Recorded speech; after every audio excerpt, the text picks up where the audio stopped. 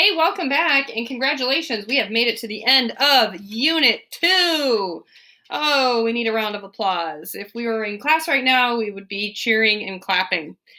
So this is officially the 13th video lesson or concept for Unit 2. That's a lot. It's a long unit. It's also a very important unit. So we've covered a lot of very important ground.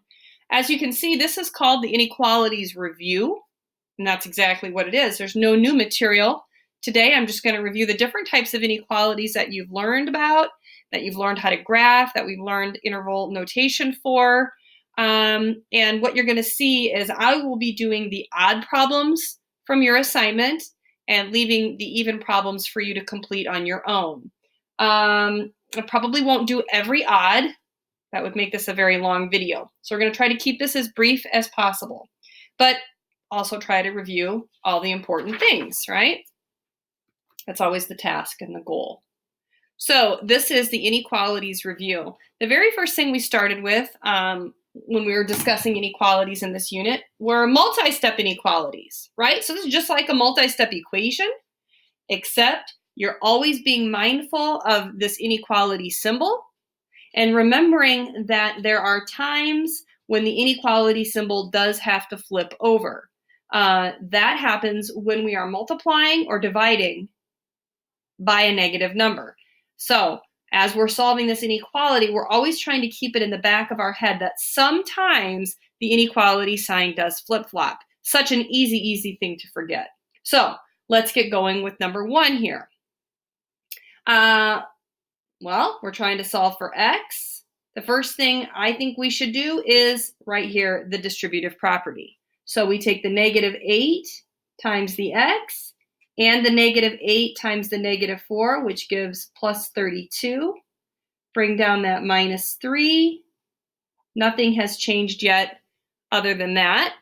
So now I see some like terms that we can combine. The 32 minus 3 can combine. Makes a 29. So now we have like a two-stepper, right? We're going to subtract the 29 from both sides, which gives a negative 24 over there. And last step is to divide by a negative 8.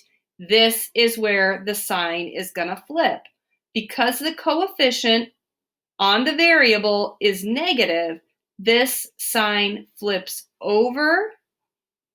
And we're dividing by negative 8, which negative 24 divided by negative 8 is positive 3. So our final answer is x is greater than or equal to 3. Now to graph that, that's going to be a closed circle on 3. So you shade it in. Where would the values greater than 3 be? They would be to the right.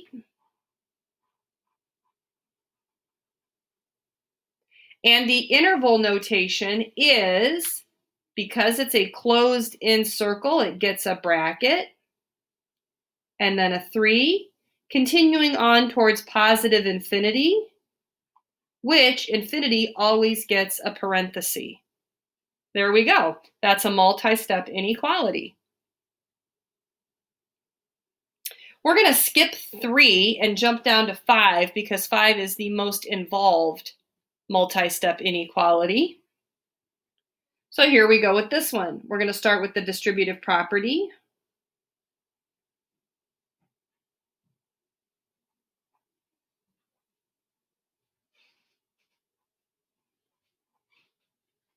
We have some like terms that we need to combine, the 8x and the minus 5x. Nothing else is changing.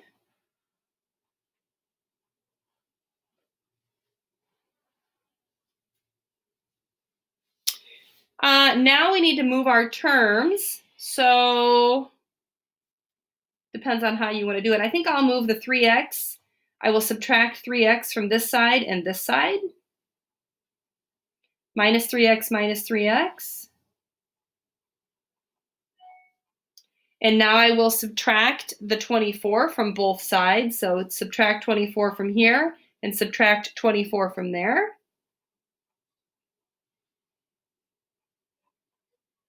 Last step, divide by 4, divide by 4. We have an inequality that says 12 is greater than x. Now, if you don't like that, you don't like the variable being over on the right, you'd rather have it on the left, that's fine. But if you do that, if you move it over, you have to flip the sign, right? So that, see how it's opening up to eat the 12? Even if you flip the expression over, it still needs to open up to eat the 12. Either way, technically those mean the same thing. So that's going to be an open circle on 12.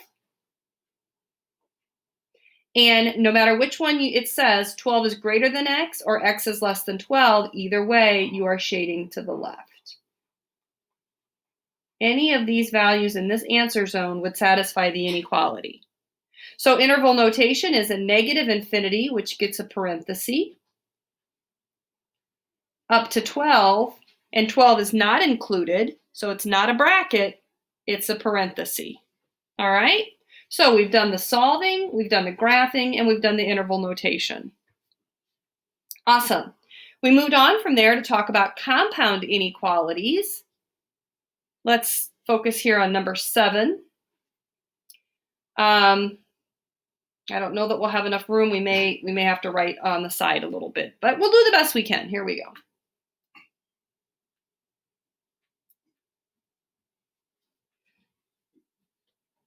Solving the first one here, we'll solve it in blue. And we're going to add 2.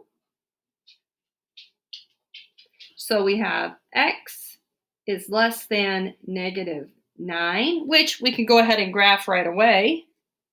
X is less than negative 9. That's an open circle on negative 9, and the less than values would be to the left.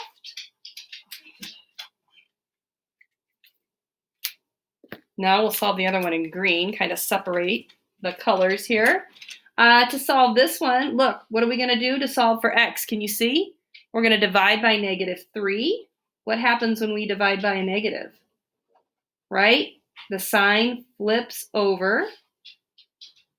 That's what I was talking about earlier. We always have to keep that in the back of our mind when we're working with inequalities. If the coefficient is negative, the inequality sign flips. Negative 18 divided by negative 3, positive 6. So that's a closed circle on positive 6, and x is greater than that means we shade to the right. So this graph has a gap in it. And it should, because it's an OR graph. OR graphs always have a gap.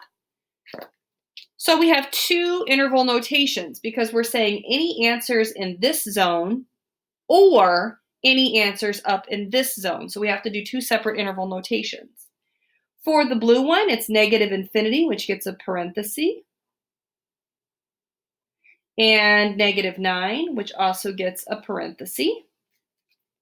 And for the green, we start with a positive 6, which is filled in. So that guy gets a bracket up to positive infinity, which gets a parenthesis. Interval notation twice because it is a gap graph, or you could say it's an OR inequality. All right, next set of review questions. Let me see here, hold on. Let's do this, let's do number 5. Where's it at? Oh, not number 5, number 9. This is an and. It's going to have an overlap. And if you recall, we didn't do a whole lot of these, but the way this one is written, you're going to solve it like this, and then you're going to solve it like this, right? So you take that middle expression and use it twice. You use it once with the 5, and then you use it once with the 7, okay? Here we go. We'll do this one first, and we'll do that in blue. I'll rewrite it. Subtracting 4 from both sides would leave you with 1 is less than or equal to x. That's a closed-in circle on 1. And if 1 is less than x, it's true that x is greater than 1. So you would shade to the right, like so. Now we'll do this part. We'll do that part in green. So it says x plus 4 is less than 7. Subtract 4, x is less than 3. That's an open circle on 3. And x is less than that, which means you would shade to the left. And just as predicted, this is an overlap and graph. So believe it or not, your answer zone is really a teeny tiny little section. It's right here where the overlap happens. So we're going to write the interval notation here for this little orange area that I'm indicating with my orange marker. It is a filled in circle on 1. So that means a bracket 1 up to the 3, which is not filled in, so it gets a parenthesis. That's an and inequality with an overlapping graph, right? So, the graphing is actually extremely important. I know, we've struggled with how to do our graphing in this virtual environment, right? I would much rather we were in class where you could graph on paper just like I do. It's so much easier. The graphing in iExcel, it can be a challenge. You really have to learn how to use their system and how to click correctly to make things happen the way you want them to happen. And then to try to have you graph like on a Google Doc, it just doesn't work. I even tried like Jamboard. I can't find a good interface for you to make a graph of your own aside from iExcel. And then on some of the assignments, I didn't have you graph at all. But in reality, the graph is actually a very important part of the inequality because it's your visual representation of your solutions. And without seeing this graph, you would struggle to understand what your interval notation needed to look like. So it really is an important piece. I mean, it's like the solving, then the graphing, and which leads well into the interval notation. It's hard to do the interval notation without the graph is what I'm trying to say. Okay, now the last thing we did, we'll do 2 more. We just recently learned about absolute value inequalities, right? Absolute value, you should know, solve twice. I mean, that should just be almost automatic by now. So let's write ourselves a little note about that.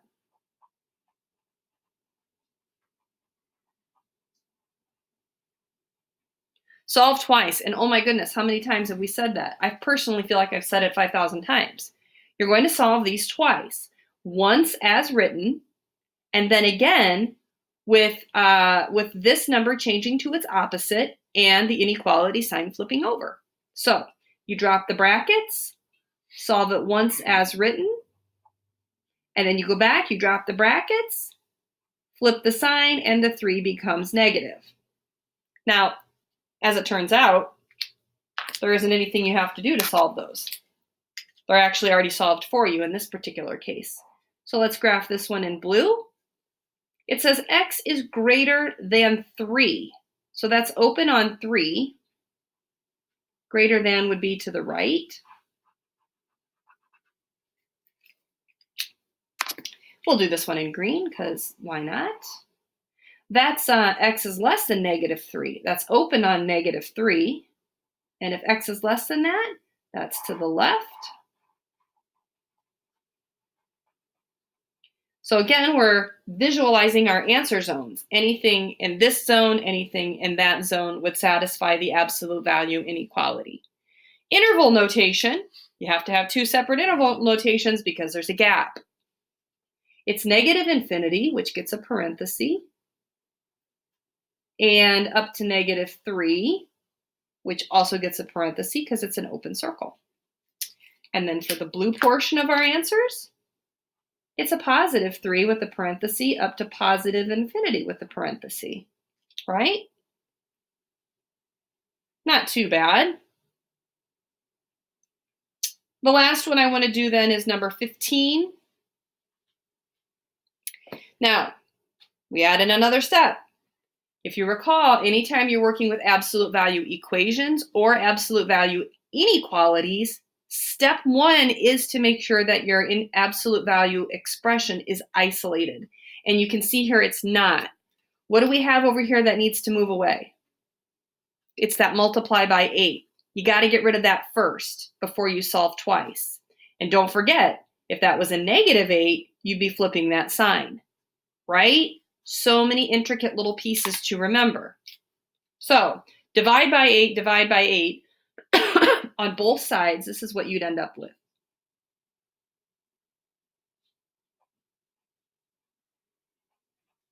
Right? So after you isolate your absolute value expression, which we now have done, now you solve twice. As written,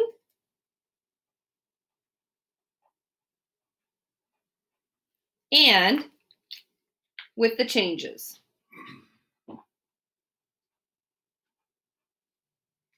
We'll do the blue one first.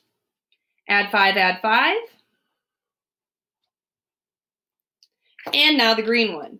Add 5, add 5. So here we go. Now we get to graph.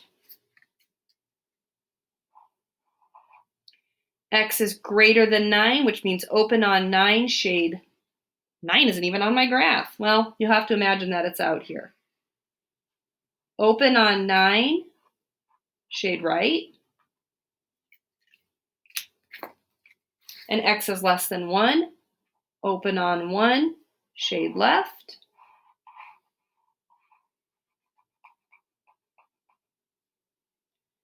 It's another gap. Anytime it's a gap graph, we have to have 2 separate intervals. We'll do the green one first. -infinity gets a parenthesis, and +1 gets a parenthesis. Those are open circles. And for the blue, we have (9) to +infinity, parenthesis. All right? However, let me remind you, if this was a gap, or if this was an overlapping graph, if it overlapped, you would only have to do 1 interval notation for the portion that overlapped, just like we did up here on number 9. Only 1 interval notation if it overlaps. 2 interval notations if there's a gap. Lots of rules, lots of things to recall and remember, so many opportunities to make mistakes. I would encourage you to take your time. I would encourage you to not do all of this in your head and to work it out on paper, just as I do. And potentially, especially if you're plagued by negative numbers, I would encourage you to use a calculator. All right? So this is a nice review because look what it says here.